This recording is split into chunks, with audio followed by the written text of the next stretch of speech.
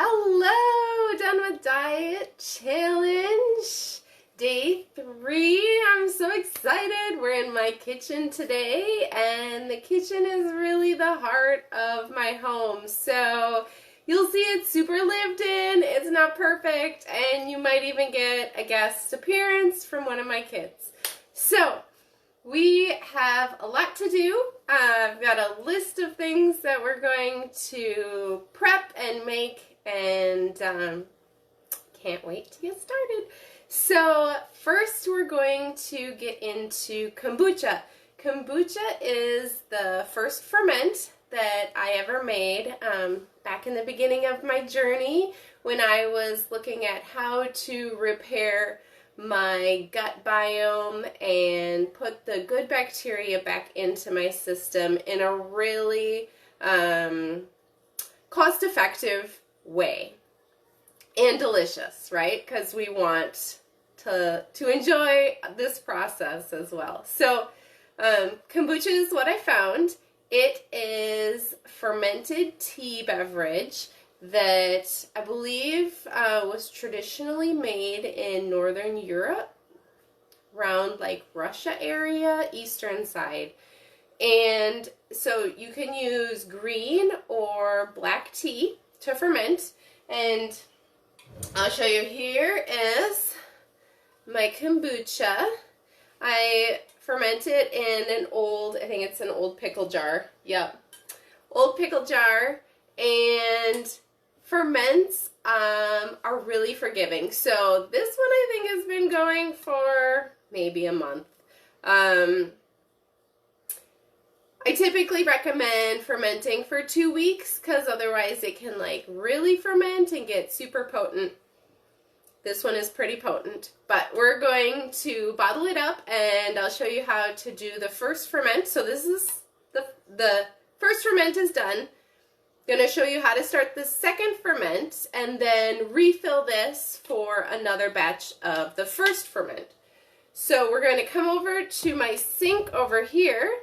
I do it in my sink because I'm kind of a messy pourer, but hopefully you'll be able to see this while I'm pouring it in. And I like to use these bottles when I find them with the flip top.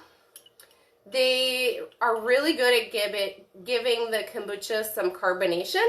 And this one had like sparkling pink lemonade in it when I bought it. Drink the beverage and then wash it out and reuse it over and over again. It's awesome. You can also buy them new. I just find it more cost effective to buy it with something already in it that I will enjoy. So here we go, pouring. I like to fill it up to like the base of the neck of the bottle. Give it some room. Here's how full I filled this one. That one's maybe a little bit full. I'm probably going to pour some of that into this second bottle here. Yeah, so this is more of like the level that I want.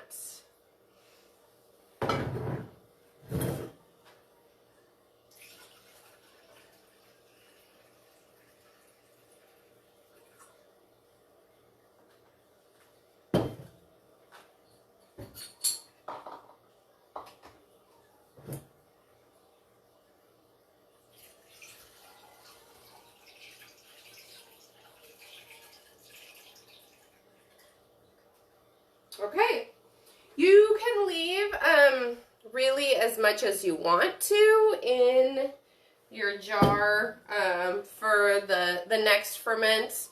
I just don't have another bottle handy, otherwise I would probably use another little bottle and fill it up, but we'll just save that for this next one since it was super potent. So now I have 3 bottles ready for flavoring. So in the first ferment, you don't want to add any sort of extra flavoring. Just the tea and the other ingredients that I'll show you. But for the second ferment, you can make it really tasty. Some people like to use already made fruit juice and add in to fill up the rest of the way for the bottle to be full with fruit juice. I like to use whole fruit, so we've got some frozen cherries, frozen sour cherries that I harvested last year actually, but they store well and they give a beautiful color to the kombucha. So just gonna pop them in. There's really not an easy way to mess it up, so feel free to experiment. I'm just gonna pop these in. If you like your kombucha really sparkling with a lot of carbonation, you can add some ginger, and the ginger is really good at bringing out that carbonation. I've also read that raisins do that, but I haven't really experimented with a lot of raisins in doing that. So I got some ginger root here. I'm just gonna cut a couple slices.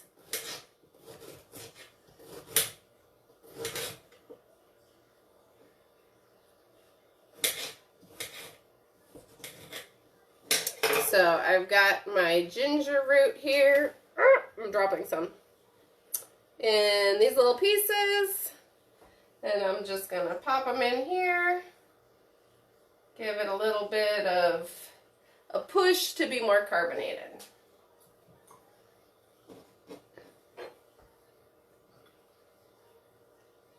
And put the lids on.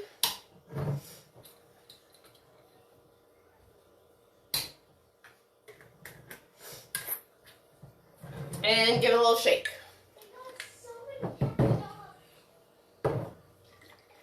And so these will sit out for up to 3 days. You'll want to check kind of every 24 hours. If you had like a short ferment the first time in your big jar, and then it's still got like a lot of action going on with the fermenting process, you want to release the pressure in these guys about every 24 hours. So you'll just pop them off, it'll go psss, like a soda when you open it, and then close it back up and let it sit. For about 3 days is the longest you want to do your second fermentation. And then go ahead and just pop these into the refrigerator, and they stay for as long as it takes you to drink them. There's no like expiration date. I've never had one go bad, so if that tells you anything. So now we are going to fill this first fermentation jar back up. So I've got a pot of water over here on the stove. Just got a little pot of water over here, brought it to a boil before I came on. And I like to do things as easy as possible. So I kind of developed this process after trying to like take this out and mess with it every time, and that was too much work for me. So on the lazy method of doing all this jazz, we're using a green tea with lemon ginseng. That's about as crazy as I get with flavorings. I will use like a green tea with a blueberry or a pomegranate flavoring. That's I found to be okay, but you don't want to like add real fruit to this first ferment. So we got 6 tea bags I'm going to open up and put into this pot of hot water. 6 of just the regular size tea bags. You can mix and match. I've actually found that to be a fun process of like 3 green and 3 black tea bags, like a lemon ginseng flavor with the plain, and then it's not as strong, but I kind of just use what I find in the store for a good price and is available, and it makes good kombucha either way, because I do rely heavily on the second ferment for the flavoring. So got all the 6 tea bags in the pot. Okay. The next ingredient is about a cup of sugar, rough cup. I use the unrefined raw sugar, and we'll just throw it in the pot and give it a stir. Get the sugar dissolved.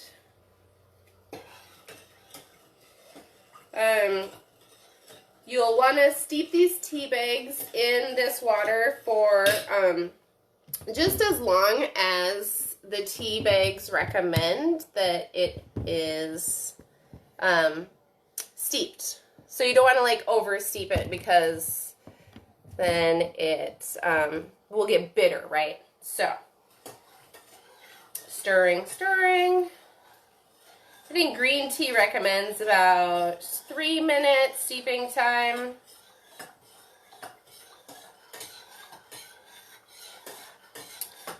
Sounds like all the sugar is dissolved. I'll just give them a little, 1 more minute.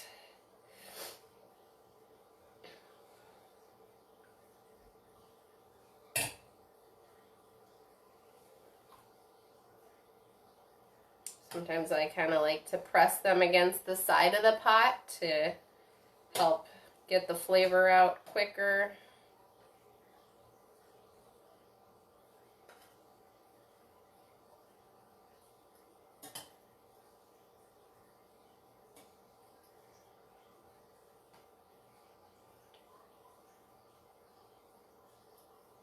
All right, that looks good.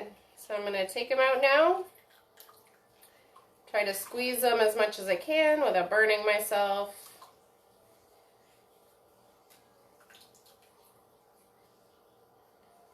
And into the compost they go.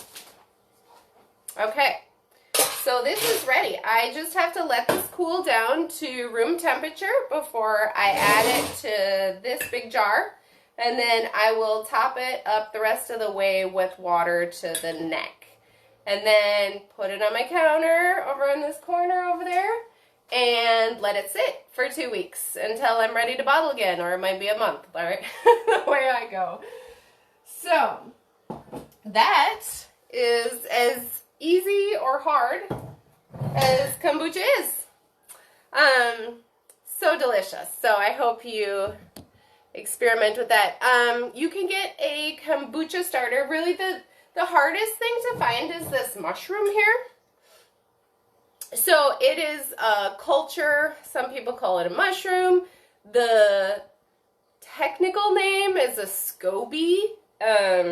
You can find them sometimes in like a kombucha starter kit at Whole Foods, or some people just sell them as they grow. So you'll get a new layer of the SCOBY every time you ferment a new batch, and they peel off pretty cool. So it's just a layer you can peel off the top, keep that, and you can share the bottom ones with friends that want to start bring kombucha, or toss them, throw them in your compost, kind of whatever you want to do with it. They do multiply pretty fast, so I've thrown a number in the trash or in the compost.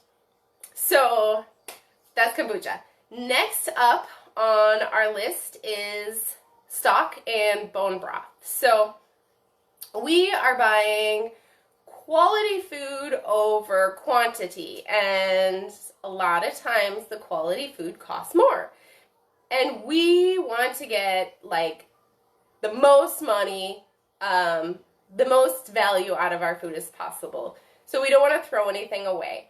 I save all my little odds and ends, scraps of vegetables and bones, because we typically buy about a quarter of grass-fed cow from a local butcher and farmer, and it's awesome meat.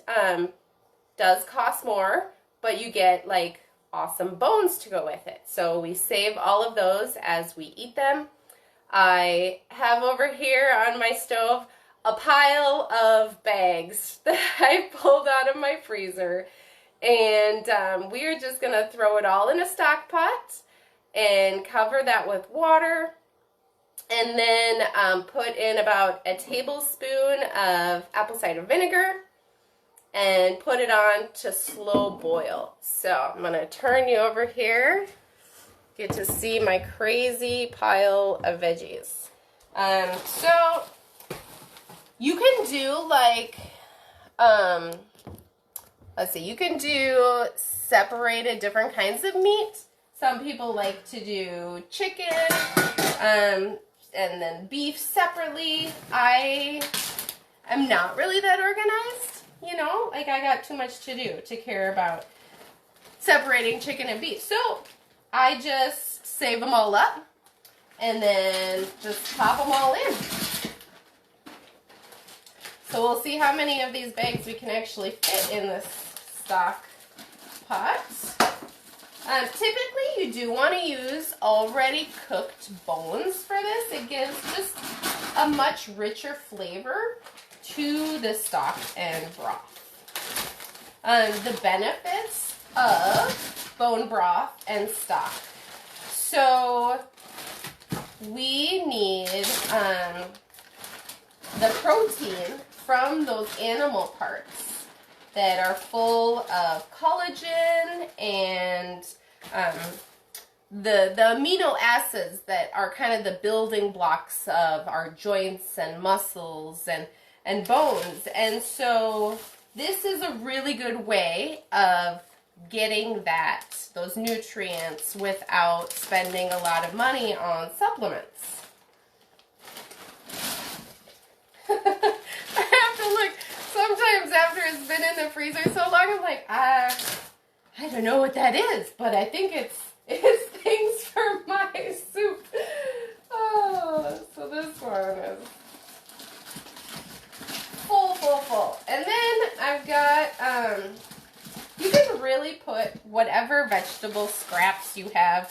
I don't recommend things like starchy, like potatoes. Sometimes the cruciferous vegetables like broccoli kind of give it an odd flavor. But you can use things like, I've got carrot tops here from the carrots I harvested from my garden. So I'm just going to chop these up a little bit finer and then see if we can get probably about half of them in there. And what I'll end up doing is throwing probably the rest of these tops in a freezer bag and save them for my next batch. So I'm going to chop these up real quick. The finer your veggies are chopped in the stock, kind of the easier it is to get the nutrients and vitamins out of them.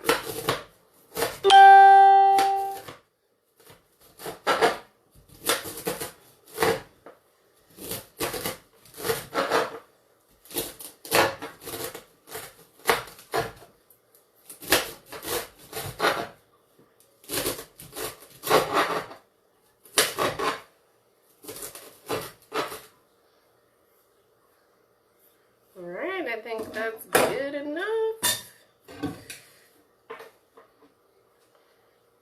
Put these over in here.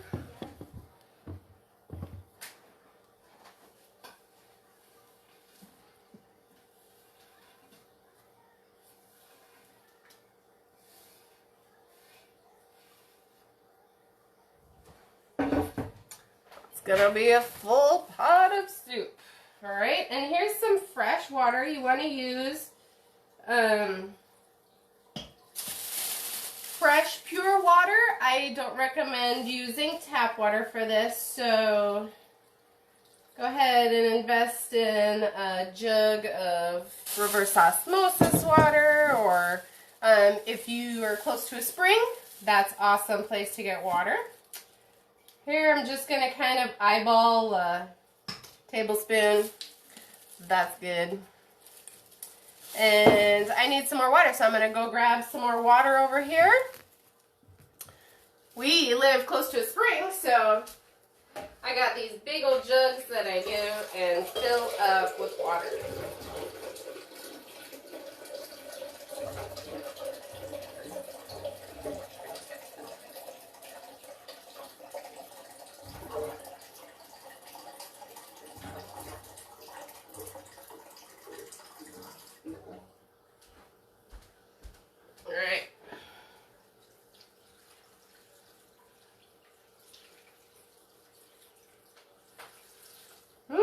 like we need one more.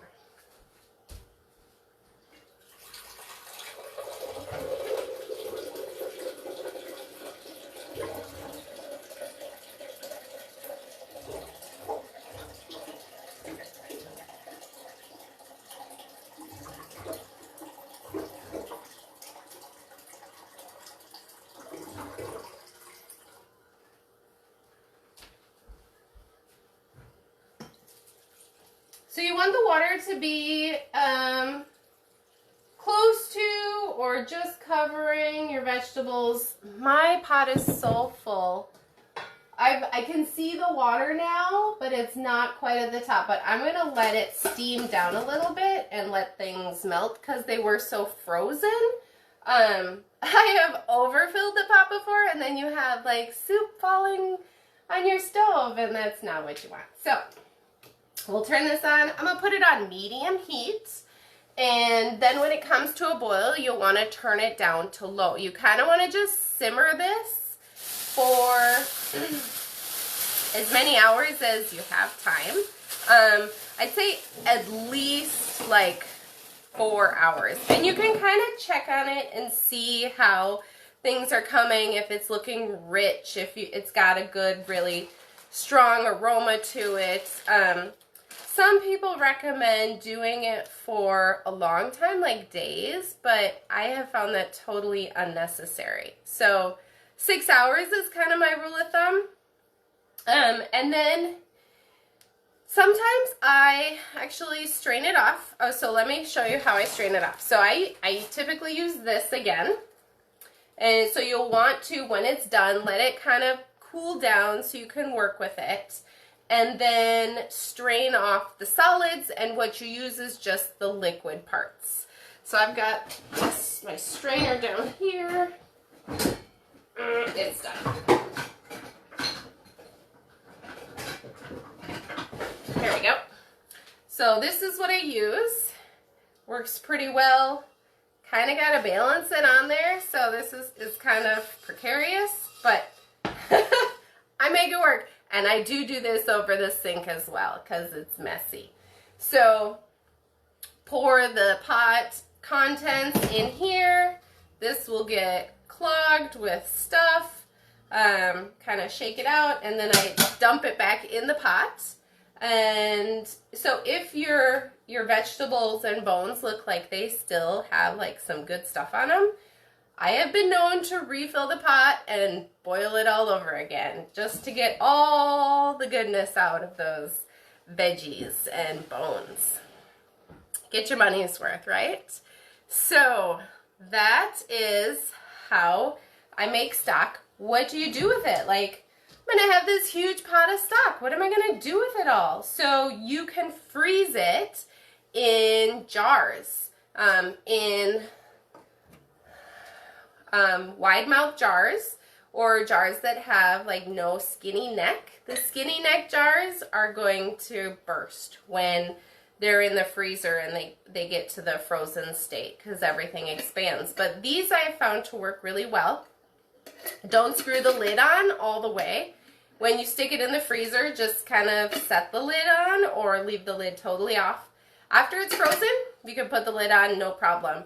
And then when you know you're going to be making soup in the winter time, or if you don't live in a place where you have soup and winter, you can use it as like a smoothie base, which is really great. You can also just use it as like a nice warm beverage, or add it to rice for cooking grains like quinoa. It's really good. I also add it to like sauces and things like that. Beans.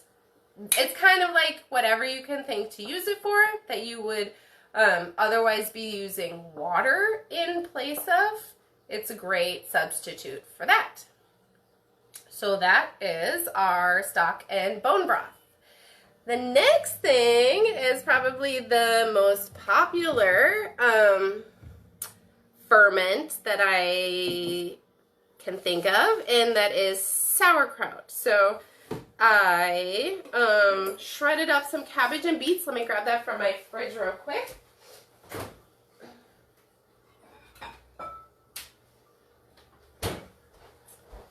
So here I got my cabbage and beets. And you can use carrots, you can use a mix of kind of whatever vegetables you have. I made turnip sauerkraut that came out really good a couple years ago. So this is just about a half of a head of cabbage and 4 medium-sized beets that I shredded in my food processor. It's a really fine shred. Had I had more time and wasn't doing so many things, I probably would have shredded it by hand because these pieces are really super itty bitty bitty. And when you're fermenting, it can sometimes break down too much and then you're not left with like substance. It becomes more like a saucy stuff. So what I'm going to do with this, because it's so tiny, is I'm just not going to let it ferment that long. So I would have probably used like a cheese grater for the beets and just chopped the cabbage with my knife to shred it into kind of larger pieces. But it's what it is. So we're going to do a teaspoon of salt.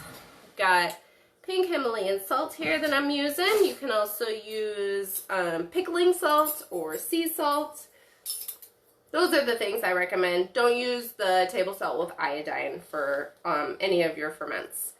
So, teaspoon of salt sprinkled in. Also, going to do some caraway seeds. I really love caraway with the beet flavor. It gives it a really nice earthy taste. So let me grab my caraway. I believe it's here. Yep.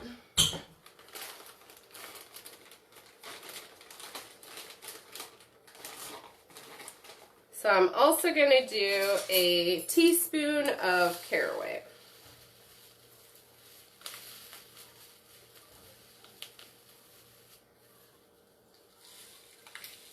Okay. Now we're going to give it a stir.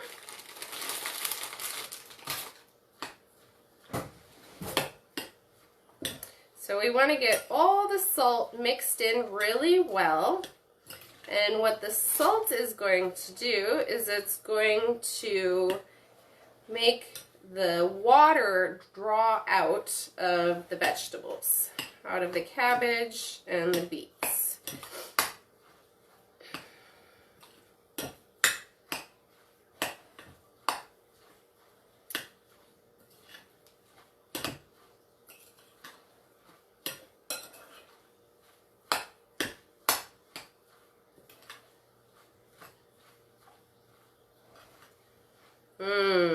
Smelling so good. Already. That's such the wonderful thing about cooking and food preparation. I find it's just a whole new way to connect with your food and start the process of digestion, right? Before we even taste a bite of it, our body is getting ready to accept this nourishment, getting ready to digest it and assimilate it into our bodies and use it. So I can see it's getting a little bit of a glisten to it. It's all mixed up pretty well now. And we are going to let this sit until more of the water is drawn out, and then we're going to pack it into the fermentation vessel for that. So I'm just going to set it aside here, and we're going to move on to the next thing.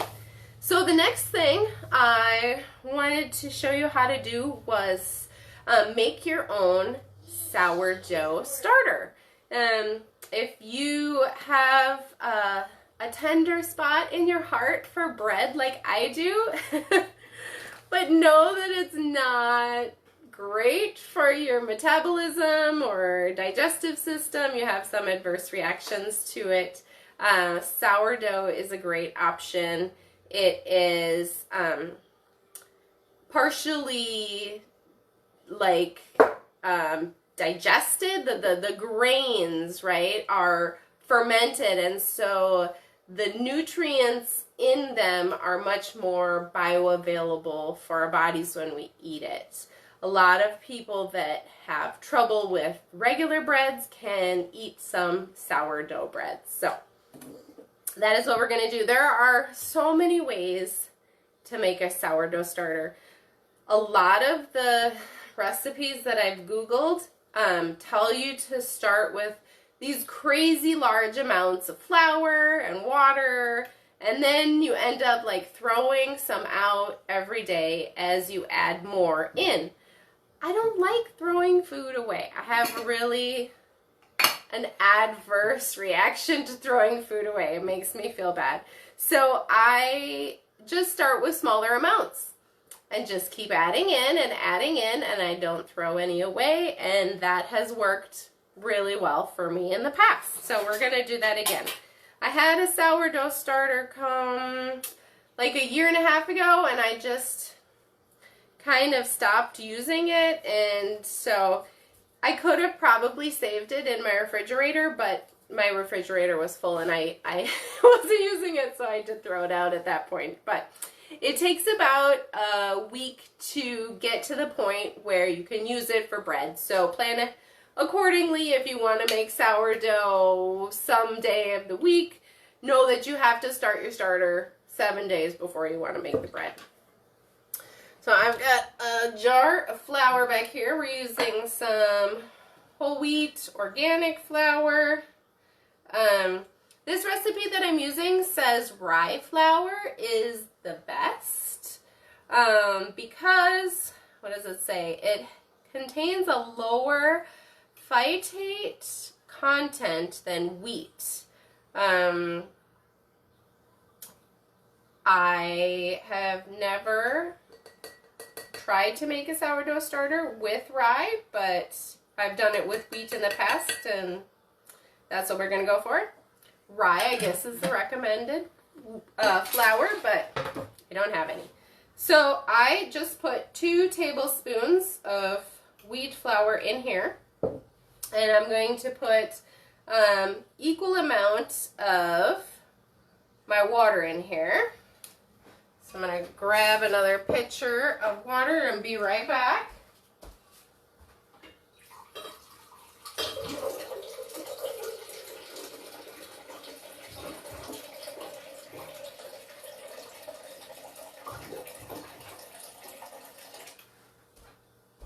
All right, here we've got 2 tablespoons. Let's see if I can show you. Here we go. 1 and 2.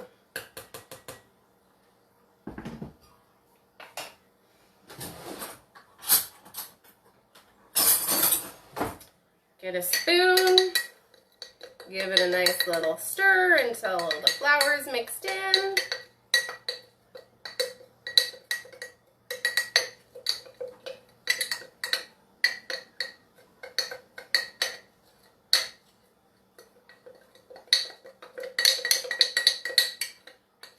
I've also heard people recommend mixing equal parts whole wheat and white flour. I think just use whatever you've got in your house and what is available to you. So I think that's all mixed in. So we're going to pop the lid back on there, and I'm going to set it on my counter by my other ferment. I will keep on adding to this every day for the next 7 days. Do the same thing.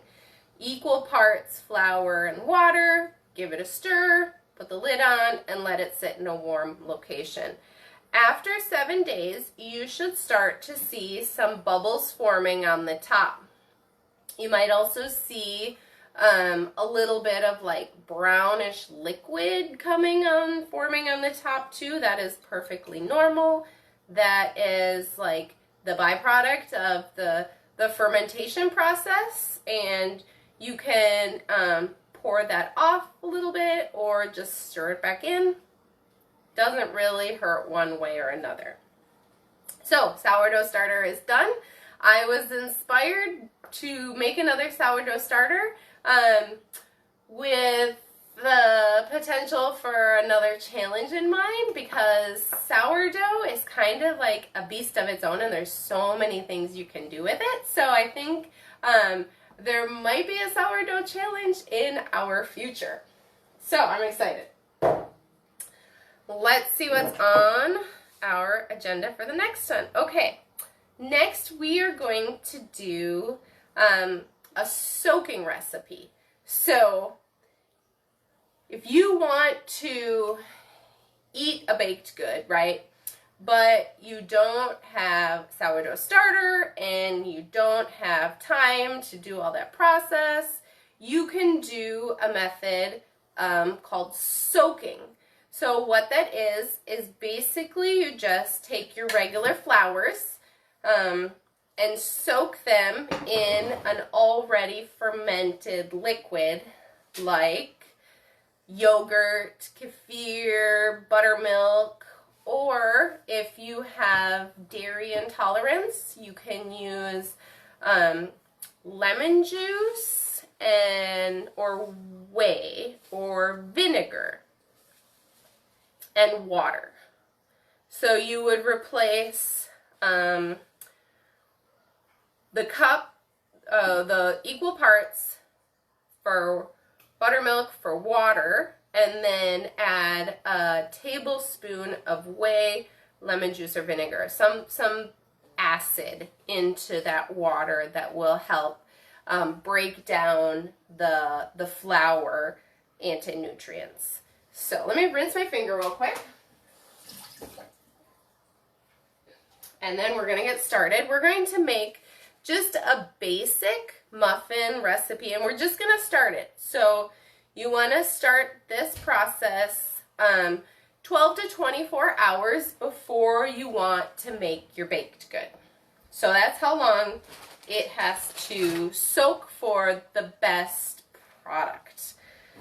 So got my bowl over here. Got the recipe calls for 3 cups flour. Just gonna use this whole wheat flour. You can use whatever flour you have. A mix, or 1 flour for everything. There's 1.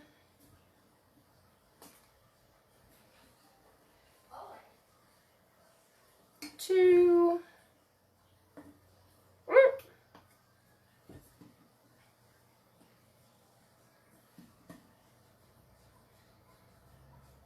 And 3. And I will provide you guys with a copy of this recipe. It is a great recipe, and there are tons of variations for the recipe. You can make raisin muffins, blueberry muffins, dried cherry muffins, fruit spice muffins, lemon muffins, or ginger muffins, all with this one recipe, or whatever else you can think of. So the next ingredient, I've got some plain yogurt. I love this brown cow yogurt. If you have a love for yogurt, it's got just this beautiful creamy top. It's made with whole milk. I love it. So the recipe calls for 2 cups buttermilk, kefir, or yogurt. So we're going to use yogurt. There's a lot of whey on the top of this yogurt.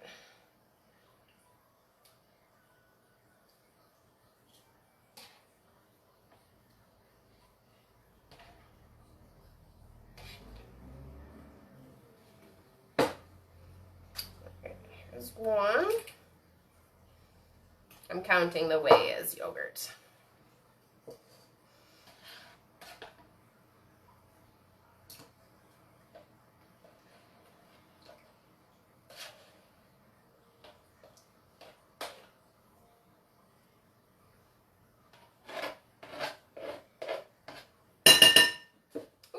that's loud.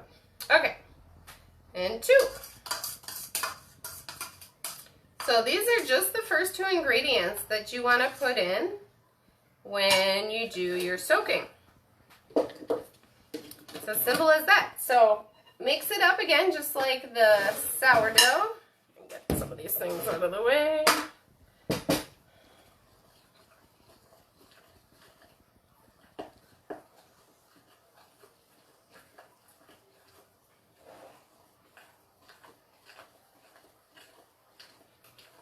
So the recipe also says the muffins will rise better if you soak them for 24 hours. So keep that in mind. The longer you soak, kind of the better. And this looks really dry. So there was a little bit of yogurt left in my container. I'm just going to add the rest of it.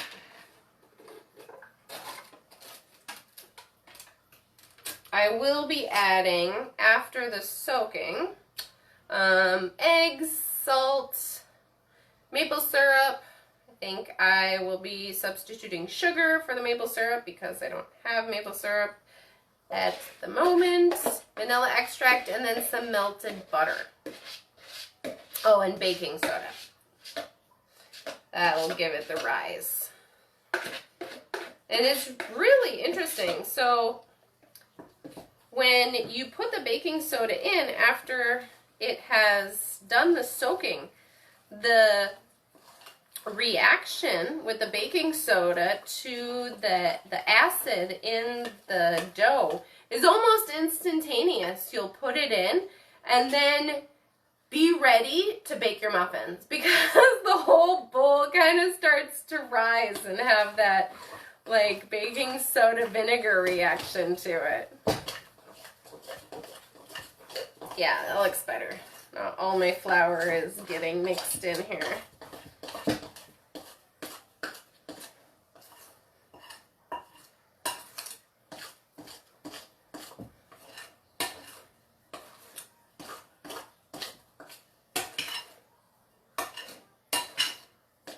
Okay, so here it is.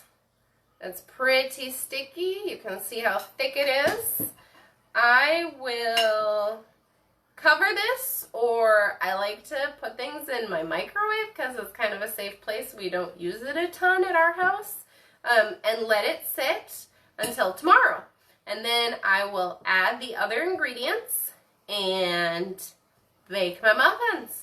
And it's as simple as that. They are so delicious. And I will tell you, they are so much easier on your digestive system than just regular muffins not soaked. So that is soaking. There are many, many recipes to soaking. You can also use your favorite recipe and substitute, like if it calls for milk, you could just add buttermilk or yogurt instead and do the soak with the flour ahead of time and then add the rest of your ingredients and make your favorite recipe this way. And just like tweak it so it's a little bit more nutritious for you. All right, let me grab a towel and we will do our next up.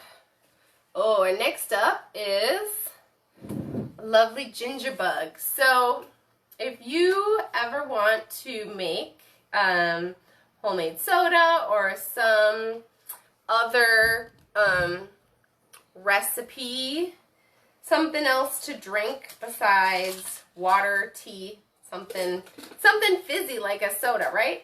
There's those wonderful treats that we like and that we shouldn't have to give up completely. We should find a way to make it healthier for us. So this is a great way to make homemade soda. It is called a ginger bug. So this is my old ginger bug. It is sitting in the back of my fridge. It has been there for, gosh, I think almost 3 years now. It's been a while. And I have neglected it. I just took it out this afternoon. It looked super dead. There was no bubbles on it, nothing. But I gave it a little swirl and shake, and now I see like the fermentation process is starting. There's some little bitty bubbles coming. So yay, it's alive. We're gonna add to it, and I'm gonna show you how to make your own starter. So this is the way you could make like ginger ale with this. I have also fermented hard apple cider with this. Super versatile. So you can also use dried ginger for this recipe, but I just prefer fresh ginger for whatever reason. I think it's more fun to work with the real food, right? So I'm just gonna shred it with my little cheese shredder here.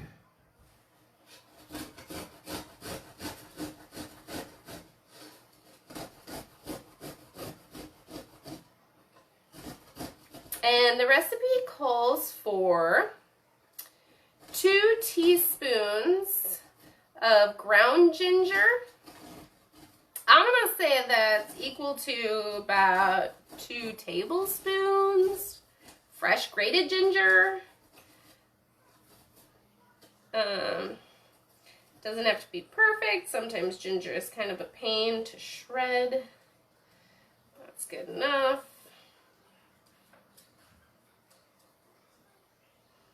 And a little bit more here. I gotta cut another piece.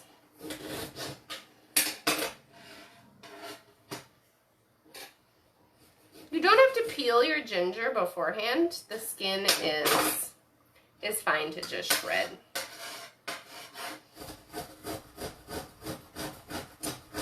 So we'll get this all shredded, and then what we're gonna do is we're going to add water and sugar into our ginger bug.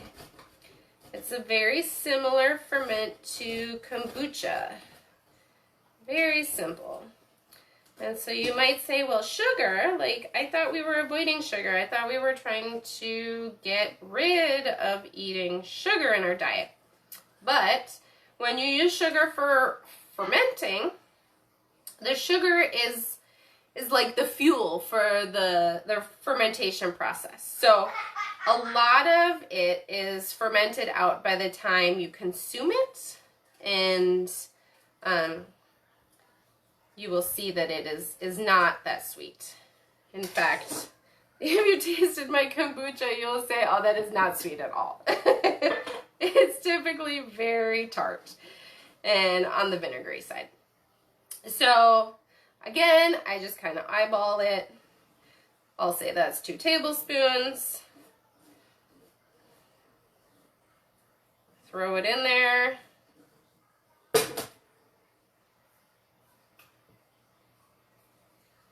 And then I need 2 teaspoons of sugar. So I've got my unrefined sugar. I'm gonna put 2 teaspoons in. And then, whoops, wrong lid. It says initially to put 1.5 cups water into the first 2 teaspoons ginger, 2 teaspoons sugar. I'm going to add about 1 cup, I think that was, just because I had a lot. I don't like it super watery. So then I'm gonna swish, swish, swish, swish, swish. Kind of check to see when the sugar is dissolved.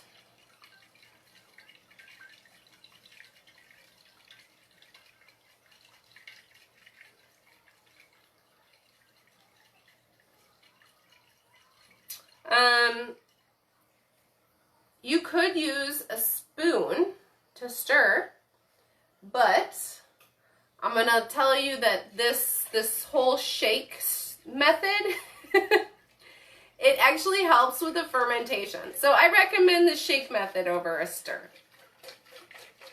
Kind of gets everything going really good. Gets the liquid aerated.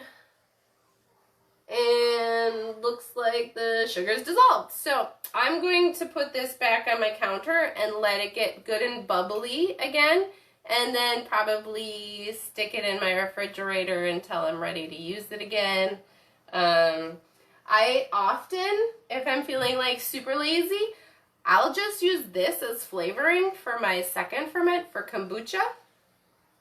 It's like an easy fix when you just need something to put in it. And it also gives it that like burst of carbonation that's really good. So that is our ginger bug. When you are making a ginger bug from scratch, because mine is already established, I don't have to keep on adding to it. It's very similar process to the sourdough. So I would take 7 days and continue to do 2 teaspoons sugar, and if I'm using fresh ginger, probably 2 tablespoons shredded ginger, or the 2 teaspoons ground ginger, and continue to add a little bit of water. Let's see what it says for the water every day. It doesn't say, but I like the process of adding fresh water every day to it as well. And then at the end of 7 days, you should have like a really powerful, ready to be used ginger bug. And if you like Google recipes, you can find a ton of recipes online using a fresh ginger bug for making all sorts of goodies. So that is the ginger bug. I've got one more ferment for us. Oh, before we go on, let's check on our sauerkraut. So it's looking pretty good. I wish it had more liquid. I must have had a really dry cabbage. But we're going to try to pack it in, I think, before we move on to the last thing. So I have got a canning jar here. It is clean. You can use the traditional crock method for this. I find a crock to be really big. Like if you're maybe the only one eating sauerkraut in your house right now, a whole crock of sauerkraut will take you a long time to eat. So making small batches is awesome. I also love making it in canning jars because once it's done fermenting, you can just switch the lid, pop a regular canning jar lid on this, and stick it in the fridge, and it's done. Like, no rebottling, none of that mess. So we're going to just pack this in here. Adjust the camera for you so you can see what we're doing here.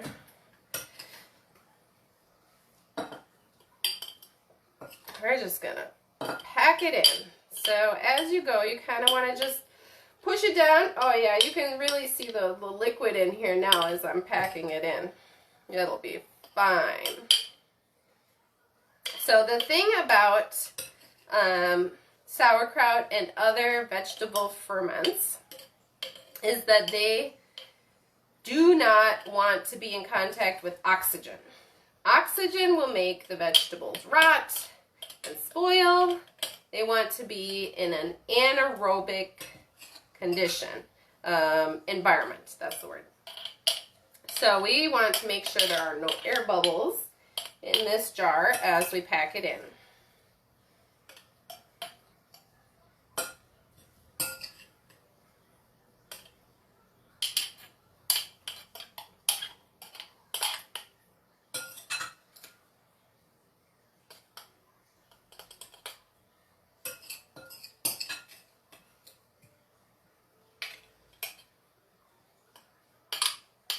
It's like the perfect amount.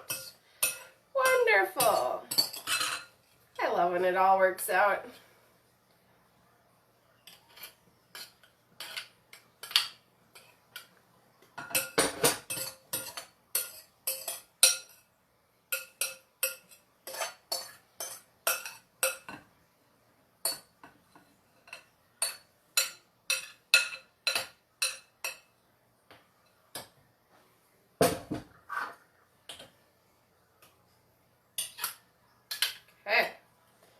Pack it in. down all of the vegetable solids under the juice as best you can.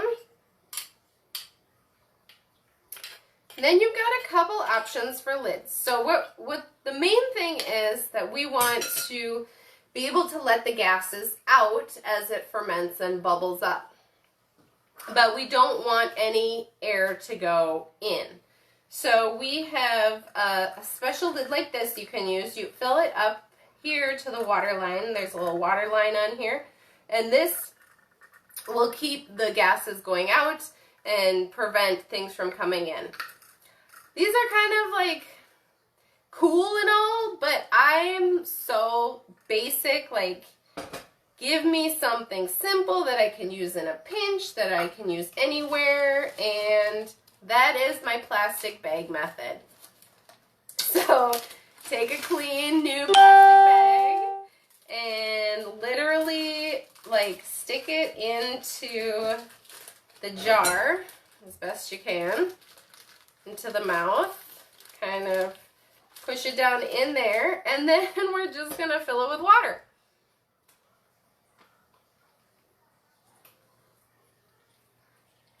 Until kind of the top of the jar. Close the bag so you don't lose any water, nothing gets in there. And yeah, so you see I've kind of pushed it down and I've got water spilling over. That is awesome. You can put this jar in like a bowl to prevent that spillage, because as it ferments it will create more liquid and you're probably going to get more spillage, especially with beets. You're going to want to probably put it in another container so you don't stain your countertop or anything. And then I have had a lot of luck covering this whole jar then with another bag. So you can use a Ziploc bag or even a grocery bag. That's what I'm going to use right now.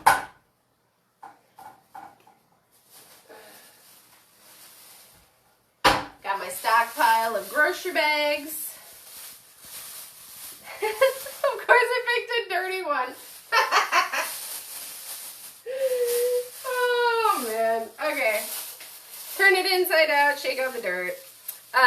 So then I'm just going to do this. I'm going to cover the whole thing, just so if there's any flies in my house or fruit flies or whatever, nothing else can get inside here, and this all is protected as it does its magic. So this is going to sit for typically 2 weeks, but because it's such a fine shred, I don't want it to get slimy and weird. So I'm going to check it at 1 week. If it smells like fermented enough for me by 1 week, I'm going to call it good. Put a regular lid on it and throw it in my refrigerator and enjoy it with every meal. It's so good. I especially love it with eggs. Yum.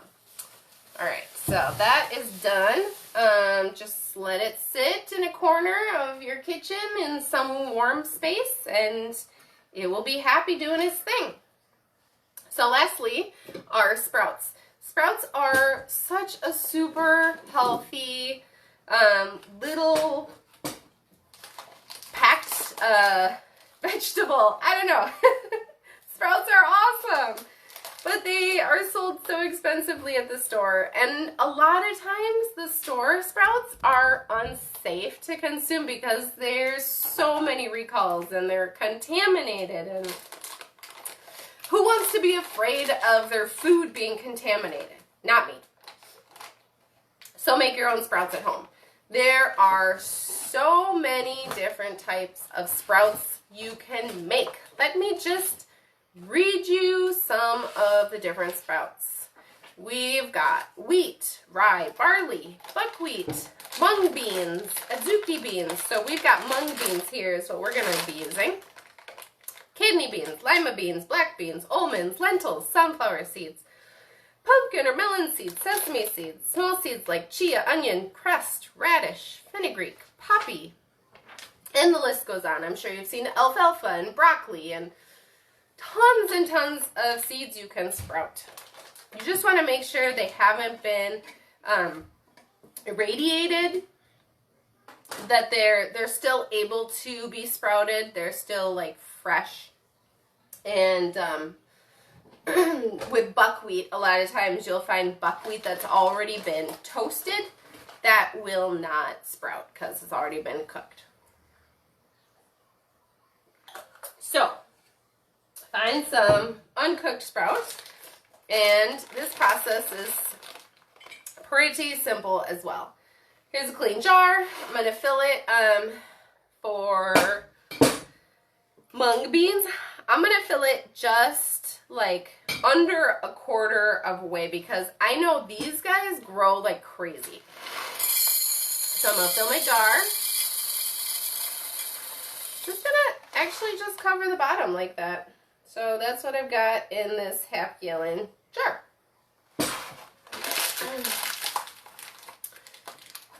And you just add water. I want to soak these guys for 8 to 12 hours first. And then we rinse them 4 times or more a day with the mung beans. A lot of the other ones you just want to do like 2 or 3 times a day. And in about 4 days, they will be ready. So I will let these sit overnight in water. I'll probably fill up some more water. I just ran out in my jug here. And then I'm going to cover them with this lid. So this lid has holes. It's specially made for sprouting. If you don't have a sprouting lid, you can make one in a pinch. Where's my makeshift one? Here it is. So to make one, you just need a piece of screen. I think this is fiberglass. It's not aluminum, so I know that. So it's just a piece of screen that I cut out, and then I'm just using a canning jar lid, or ring, not a lid, the ring. And you can just kind of fit it inside there, and this works really well actually too. So you can make your own in a pinch. When I have soaked these and I am ready to start them sprouting, I'll swish them around, give them a rinse, and then dump out the water. So I'll just show you. Dump out the water. And then you'll want to sprout them upside down in a bowl. So this is the little bowl I've got. I'm just going to stand them like this, upside down in a corner of my kitchen. And rinse them 4 times a day. When they are about 2 inches long, they are ready to eat. And sprouts are awesome. You can do kind of the same thing with the sauerkraut. When you have them in this jar, you can just take off the sprouting lid and put on a regular lid.